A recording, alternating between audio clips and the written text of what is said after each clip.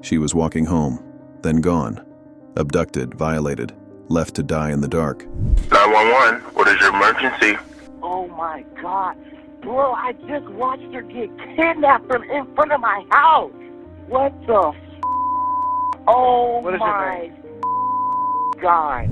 Another human been, trapped like prey. Her end came in silence. A cage, a freezer, a field.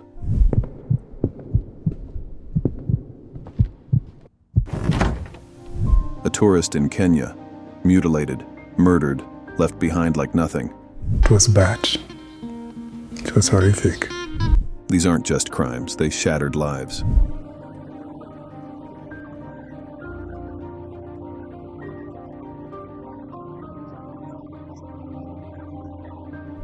This is the most heartbreaking murders of all time. Part 1.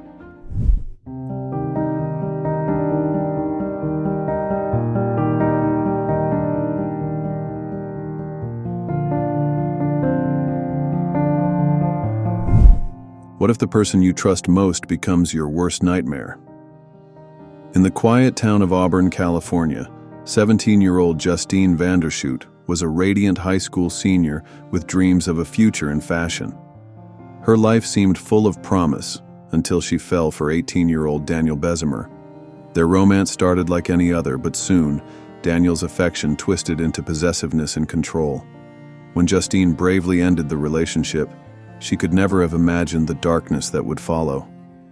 On Labor Day 2003, after spending time with her family, Justine left home with Daniel, unaware that he and his roommate, Brandon Fernandez, had spent days plotting her murder. They had already dug a shallow grave in the woods outside town, a chilling testament to their premeditated intent. That night, Daniel strangled Justine. But the horror didn't end there. Together, Daniel and Brandon dragged her to the grave where they buried her, some reports suggest while she was still alive, as dirt was later found in her lungs.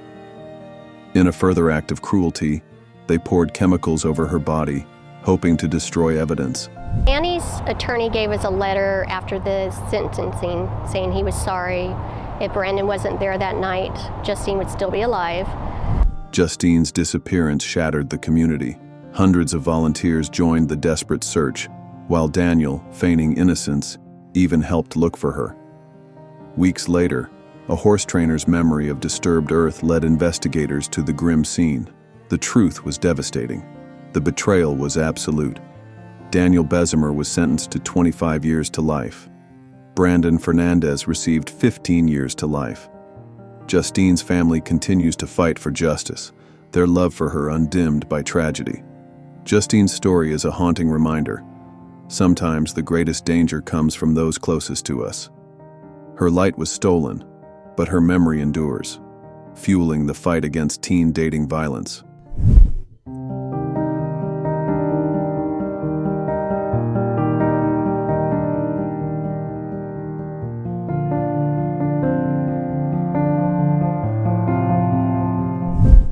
What if a broken payphone sealed your fate? On the night of February 2, 1986, 26-year-old nurse Anita Kabby finished her shift at Sydney Hospital, unaware that fate was about to turn cruel. After dining with friends, she boarded the 9:12 p.m. train to Blacktown, a quiet suburb west of Sydney. Anita planned to call her father for a ride home, but the payphone at the station was out of order, forcing her to walk alone into the night. She was in the wrong place at the wrong time. She was walking home, minding her own business. We had the car full of the Murphys and Murdoch and Travers. As she made her way along Newton Road, a stolen white Holden Kingswood screeched to a halt beside her. Inside were 5 men: John Travers, Michael Murdoch, and the Murphy brothers, Michael, Gary, and Les, each with a history of violence. They dragged Anita into the car where the nightmare began. She was beaten repeatedly and brutally sexually assaulted and driven to a lonely paddock in Prospect. There, the torture continued. Fearing she could identify them, John Travers slit her throat with such force it nearly decapitated her. And I woke about 11 o'clock in an absolute cold sweat. I'd had this dream I couldn't see Anita, but I could hear her voice. And we were, again, having a banter, just, I'm not coming to work tomorrow. And I said, why? Why aren't you coming to work tomorrow? And she said, I'm dying. And I said, don't be stupid, you know, you come to work tomorrow. And she said, no, Lynn, I'm dying. 2 days later, a farmer discovered Anita's body in the grass. Her wedding ring still clung to her finger, a haunting symbol of the life and love stolen from her. The news shattered Australia. Candlelight vigils erupted, and a record number of tips flooded police hotlines. The brutality of Anita's murder sparked national outrage and a furious debate about reinstating the death penalty. The 5 men were swiftly arrested and convicted, sentenced to life without the hope of parole. Anita Kabby, nurse, beauty queen, daughter, wife, became a symbol of innocence destroyed by evil. Her story remains one of Australia's most harrowing crimes, a chilling reminder of how an ordinary night can turn into a national tragedy.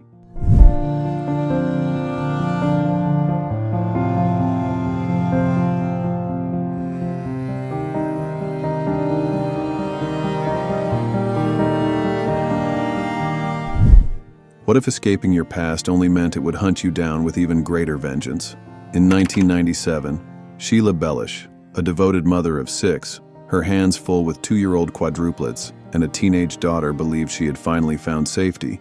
She had remarried and moved to Sarasota, Florida, desperate to distance herself from her ex-husband, Alan Blackthorne, a wealthy Texas businessman whose history of abuse and obsession had cast a long, dark shadow over her life.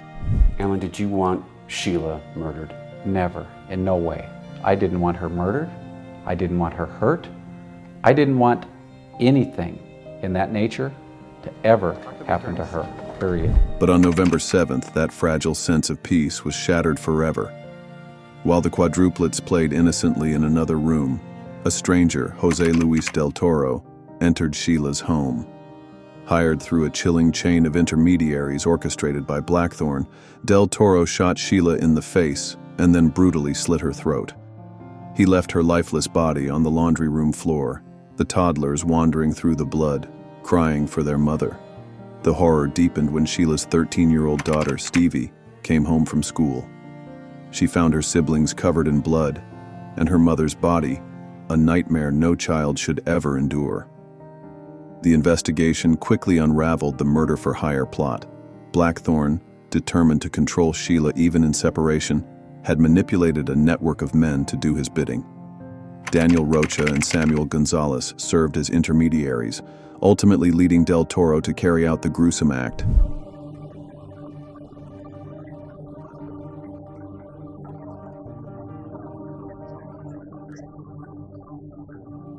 Justice, though slow, was relentless. Del Toro and the intermediaries received life sentences. Blackthorne, convicted of interstate conspiracy to commit murder for hire, was sentenced to 2 life terms and died in prison in 2014. Sheila Bellish's story is a chilling reminder. Sometimes the monsters we try to escape are the ones most determined to find us. Her legacy endures as a testament to resilience and a warning about the darkness that can follow us, no matter how far we run.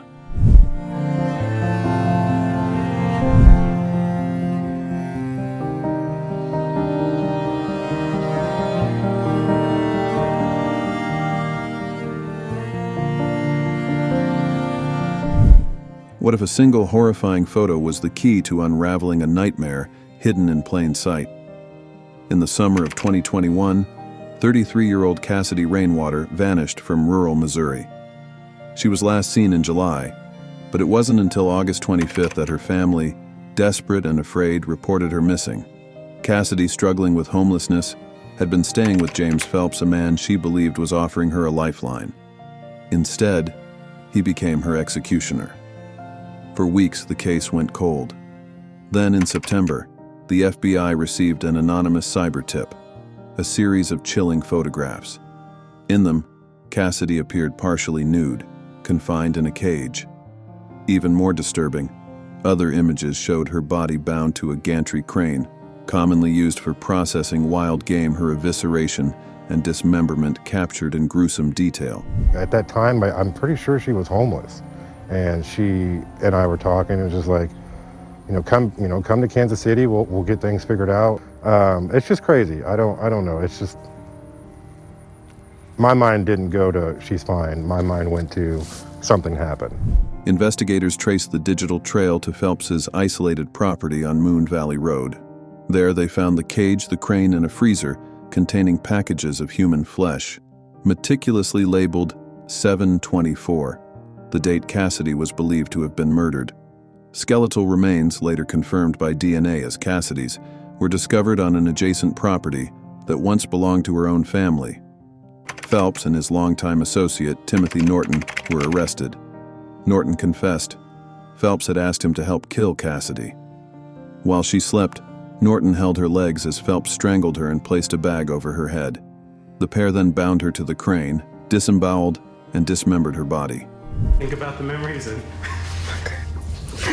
just how great they were. She always loved the river. It was her favorite place, and I remember her always singing to me as a baby. In 2023, Phelps entered an offered plea to first-degree murder and was sentenced to life without parole. Norton pleaded guilty and received the same fate. Shortly after their arrest, Phelps's house burned in a mysterious arson, tripwires and explosives left behind, a final, sinister twist to an already haunting case. Cassidy's story is a chilling reminder. The darkest horrors can hide behind the most ordinary doors.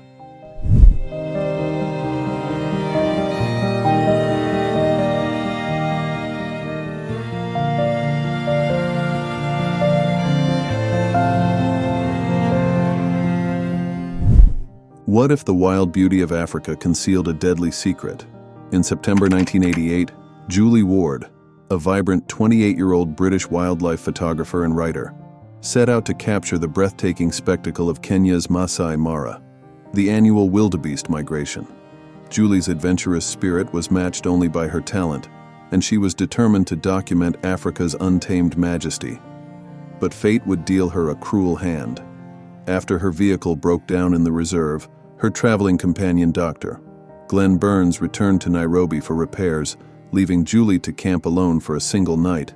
She was last seen alive at the Sand River camp, retrieving her gear. Then, she vanished without a trace. There had never been such a scenario in the park. It was bad. It was horrific. Days later, her father, John Ward, alarmed by her silence, flew to Kenya and launched a desperate search. Kenyan police eventually discovered Julie's charred and dismembered remains deep in the bush. Authorities initially insisted she had fallen victim to wild animals or an accident, but forensic evidence told a darker story. Julie had been brutally mutilated with a machete, her body deliberately set alight to destroy evidence. John Ward refused to accept official denials. He dedicated his life and over £1 million to uncovering the truth, making more than 100 trips to Kenya. Despite international pressure and 2 high-profile trials of park officials, no one was ever convicted.